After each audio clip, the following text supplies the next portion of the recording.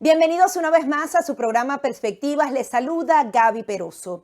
La única misión independiente, imparcial, que adicionalmente se ha centrado en la búsqueda de pruebas a través de un sistema muy minucioso y que justamente representa a Naciones Unidas para certificar que en Venezuela existen crímenes de lesa humanidad. Esa misión está en riesgo. Podría no renovarse su funcionamiento a partir del mes de septiembre de este año.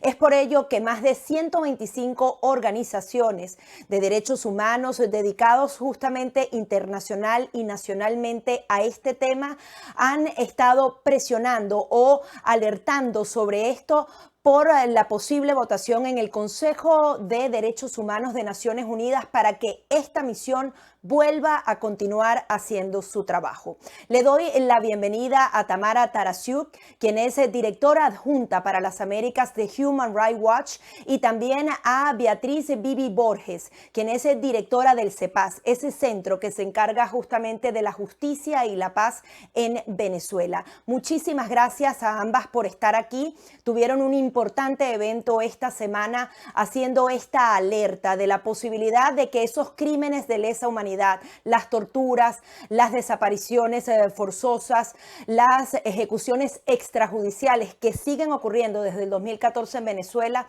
no puedan tener pruebas suficientes y no lleguen, por ejemplo, a la Corte Penal Internacional. Comienzo contigo, Tamara. ¿Cuán delicado podría ser esto para los venezolanos? Buenas tardes, Gabriela. Creo que es importantísimo volver a poner esto sobre la agenda por lo siguiente. En Venezuela no hay ningún tipo de independencia judicial y no hay ninguna perspectiva de justicia para las víctimas de los graves abusos que están siendo cometidos y que vienen siendo cometidos por el régimen. Es por eso que esta coalición de organizaciones nacionales e internacionales nos hemos dedicado en el último tiempo a buscar mecanismos de rendición de cuentas fuera de Venezuela. Esta misión, que fue creada en el 2019, ha publicado dos informes muy contundentes. Uno, probando que hay evidencias de crímenes contra la humanidad. Otro, documentando que la justicia venezolana es cómplice en estos abusos. Y estos dos han sido insumos importantísimos para que la Fiscalía de la Corte Penal Internacional, que es el único tribunal que investiga individuos y responsabilidad penal internacional individual, haya decidido a fin del año pasado abrir una investigación formal sobre crímenes contra la humanidad en Venezuela.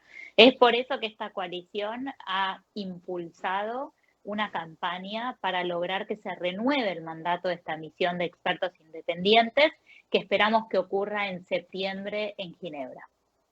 Beatriz, quería también tu punto de vista como venezolana y justamente activista de derechos humanos. ¿Cuán peligroso puede ser que perdamos esta única herramienta con la que contamos? Sí, contar con la misión independiente de determinación de los hechos en estos últimos años ha sido fundamental en esta ausencia de justicia, de respuesta de organismos, de tener Estado de Derecho, de contar con un sistema judicial independiente e imparcial. Y que además la comunidad internacional, especialmente el Consejo de Derechos Humanos, ha tenido a Venezuela en la agenda de sus sesiones. Se sabe, se conoce lo que está ocurriendo también gracias a la presencia de la Oficina de la Alta Comisionada en Venezuela. Es decir, estos organismos han sido fundamentales y perder eso pues no es algo que deseamos, es algo que necesitamos mantener, porque lamentablemente en Venezuela se siguen violando los derechos humanos y es necesario que estos mecanismos sigan activos, fortalecidos, con un mandato clave en el actual momento en Venezuela, donde sigue la persecución, donde siguen dándose situaciones de detenciones arbitrarias, donde se violan los derechos humanos, donde no hay respuesta a las víctimas, donde muchas estas víctimas han logrado tener un poco de justicia al ver reflejados sus casos en los informes. Y esperamos también que estos reportes no solamente sirvan para seguir documentando lo que está pasando, sino en los procesos futuros de justicia transicional, donde efectivamente puedan darse respuesta a estos casos y pueda haber una verdadera justicia. Así, su labor es fundamental para el presente, pero también es fundamental para el futuro en una Venezuela donde tengamos una verdadera justicia. Y por eso es importantísimo que siga la misión, que sigan los mandatos activos de derechos humanos y que el Consejo y sus 47 miembros actualmente que van a sesionar en Ginebra en el mes de septiembre, no solamente tengan un liderazgo en la presentación de esta resolución, sino que haya un voto favorable para que estos mandatos sigan y sean prorrogados. Tamara, cada vez que un violador de derechos humanos es señalado, justamente aduce razones políticas, asegurando que, bueno, son países que no están con su ideología. Y precisamente este tipo de misiones que van al tema de las evidencias, de las pruebas específicas, de casos que son documentados de arriba abajo, son determinantes para que justamente haya esa diferenciación entre lo político y lo criminal. Human Rights Watch justamente ha puesto el marcador amarillo en este tipo de temas. ¿Cuáles crees tú son las claves de este caso y por qué sería tan importante que esta misión continúe su labor? Yo creo que resaltaría varias cosas. Primero, los informes que publicaron han sido tremendamente contundentes y han contribuido a la investigación de la Fiscalía de la Corte Penal Internacional, y es necesario contar con este tipo de insumos que reflejen la realidad en el país de una manera objetiva y sobre la base de evidencias, y no percepciones y mucho menos ideología política. Por otra parte, diría que esto no es excluyente de otros mecanismos. Si la oficina de la alta comisionada quiere mantener su presencia en Caracas, si la Fiscalía de la Corte Penal Internacional quiere continuar investigando, realmente son mecanismos complementarios, todos buscan el mismo propósito, que es documentar violaciones de derechos humanos, pero con fines distintos, ¿no? Que la misión lo que hace es preservar evidencia de estos delitos para que eventualmente puedan ser usados en la justicia internacional y ojalá algún día a nivel local, una vez que se reforme la justicia venezolana y deje de ser un apéndice del Ejecutivo. Y por otro lado, creo que también es parte de una estrategia mayor, porque la realidad es que nadie quiere ir preso. Tampoco, imagino, quieren ir presos los que lideran el régimen. Entonces, esto es una amenaza real de un proceso penal en la Corte Penal Internacional, y eso es importante sostener si queremos en algún momento impulsar una transición democrática en Venezuela. Beatriz, justamente tú has estado en contacto directo con las víctimas o los familiares de las víctimas de cada uno de estos casos. Si pudieras hablarle a una audiencia que no necesariamente conoce el tema venezolano, ¿qué casos resaltarías? ¿Por qué justamente se habla de crímenes de lesa humanidad en el caso de Venezuela y no de hechos aislados? Bueno, fíjate, ayer contábamos en la rueda de prensa con los familiares de Juan Pablo Pernalete, su mamá y su papá, que desde lo que ocurrió con Juan Pablo en procesos de marchas donde fue asesinado por Guardia Nacional en estos procesos de las marchas y del abuso de la autoridad, ellos no han podido lograr justicia en su caso, en su juicio, y la misión ha sido para ellos un reconocimiento justamente de no solamente el caso de Juan Pablo, sino de muchos otros casos que no han tenido investigaciones en Venezuela, donde no se han producido las sanciones necesarias, donde no ha habido justicia. Otro caso es por ejemplo, un caso que fue muy cruel para los venezolanos y que pues, nos impactó a todos, que fue el caso del concejal Albán, que todavía tampoco hay justicia en sus casos. Hay una simulación de justicia donde se sancionan funcionarios que no son los responsables, sino y además que están en las bajas cadenas de mando, cuando justamente la misión ha determinado que hay responsabilidad en las altas cadenas de mando y justamente ha determinado quiénes, estos nombres, estas personas responsables. Entonces estas investigaciones tienen que llevarse a cabo. Los familiares están en la espera de que estos procesos ocurran, no solamente a nivel internacional, sino también a nivel nacional, que se den verdaderos procesos de justicia, donde se garantice el debido proceso, donde se hagan investigaciones válidas, y efectivamente eso no está pasando en Venezuela. Algunos avances que se han planteado son simulaciones de justicia, lo cual no le da una respuesta a las víctimas que quieren una verdad sobre lo que ocurrió, que quieren justicia y que quieren memoria, y que además esto tiene un impacto fundamental en que esto no vuelva a ocurrir en Venezuela. Y es por eso que todos nos tenemos que unir a este llamado, sobre la renovación de la misión. No es algo solamente de las organizaciones de derechos humanos o las víctimas específicas de estos mandatos de la misión, sino de todos los venezolanos que queremos justicia en Venezuela y que no queremos que estos hechos sean olvidados y que no queremos que sigan ocurriendo violaciones como las que ocurren. Entonces, la renovación de la misión es clave para este propósito y es necesario que todos nos sumamos nuestra voz en que siga la misión. Tamara, más allá del trabajo que cumple esta misión de determinación de hechos de Naciones Unidas, está también el trabajo que hace diariamente Human Rights Watch con respecto a Venezuela, que a veces abarca otros temas que también son fundamentales para los venezolanos. Actualmente, ¿en qué están trabajando? ¿Hay un nuevo informe en camino? ¿Qué nos puedes decir con respecto a sus investigaciones? Yo te diría que Venezuela es una de las prioridades para Human Rights Watch porque en Venezuela lo que vemos, y posiblemente sea el único lugar en la región donde vemos 3 crisis simultáneas. Seguimos monitoreando muy de cerca la represión y el ataque contra voces disidentes en términos muy amplios, porque no se trata solo de la oposición política. Seguimos monitoreando muy de cerca la situación humanitaria, que si bien hay una aparente mejoría por la dolarización en el país, la realidad es que hay mucha gente que aún necesita asistencia humanitaria y enfrenta enormes dificultades para obtener asistencia médica, alimentación.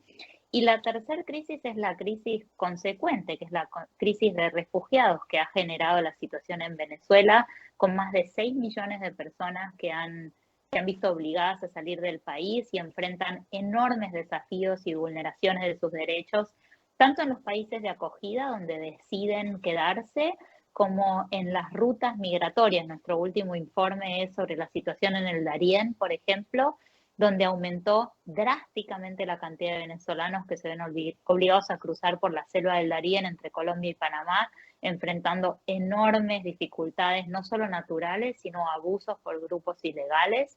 Entonces te diría que esos siguen siendo 3 temas muy importantes y que están interconectados, que son y siguen siendo el foco del trabajo de Human Rights Watch.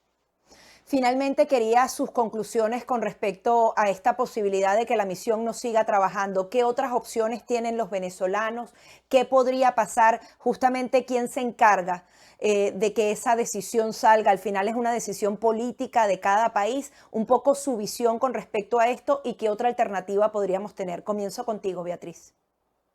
Bueno, vienen unos meses muy importantes para Venezuela, no solamente por lo que es la renovación de la misión, que requiere primero la propuesta que esperamos que venga un liderazgo latinoamericano ante el Consejo de Derechos Humanos de esta resolución, sino su aprobación.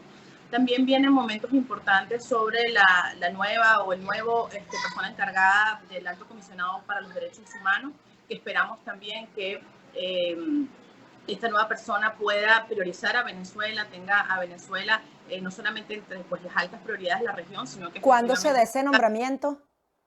Bueno, esta es la última sesión por parte de la antigua o la alta comisionada actual, que es a Michelle Bachelet. Esta propuesta la hace el secretario general y es validada por la Asamblea General de Naciones Unidas, que se da entre los meses de septiembre y octubre. Así que próximamente sabremos quién es la nueva persona.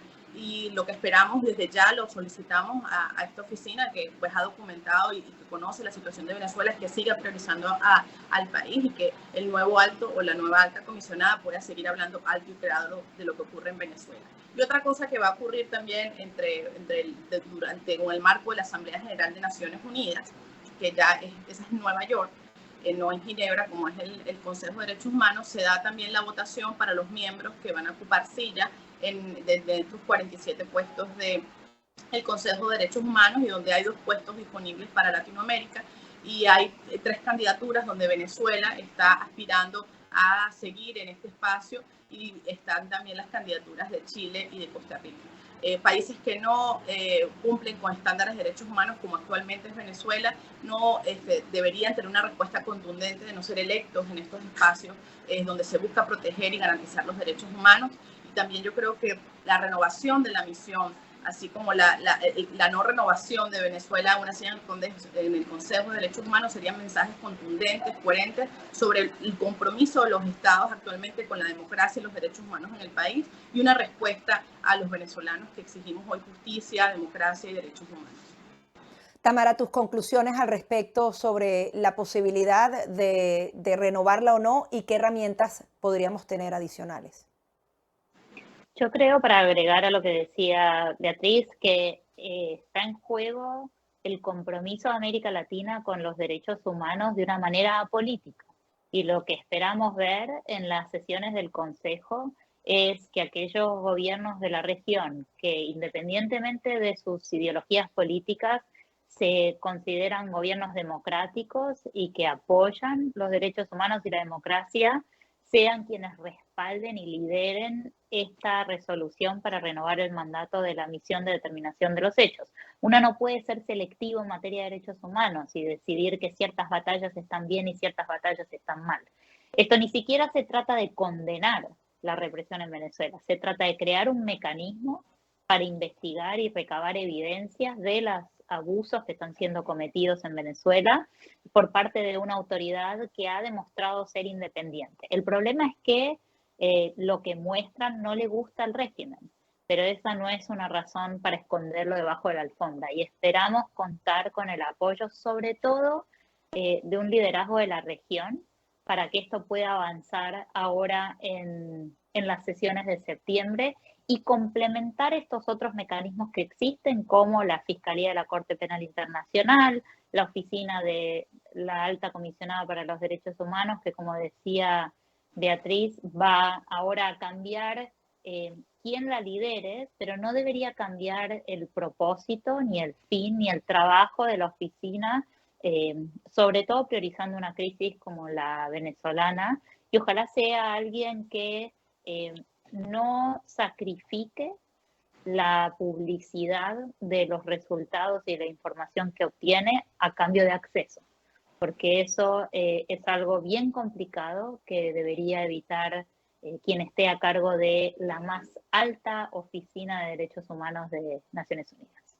Muchísimas gracias a ambas por dar esta alerta al mundo entero. Muchas gracias. Gracias. Son las declaraciones de Tamara Tarasiuk, quien es directora adjunta de Human Rights Watch, y también de Beatriz Bibi Borges, quien es directora del CEPAS, el Centro para la Justicia y la Paz de Venezuela. Hasta aquí nuestro programa Perspectivas.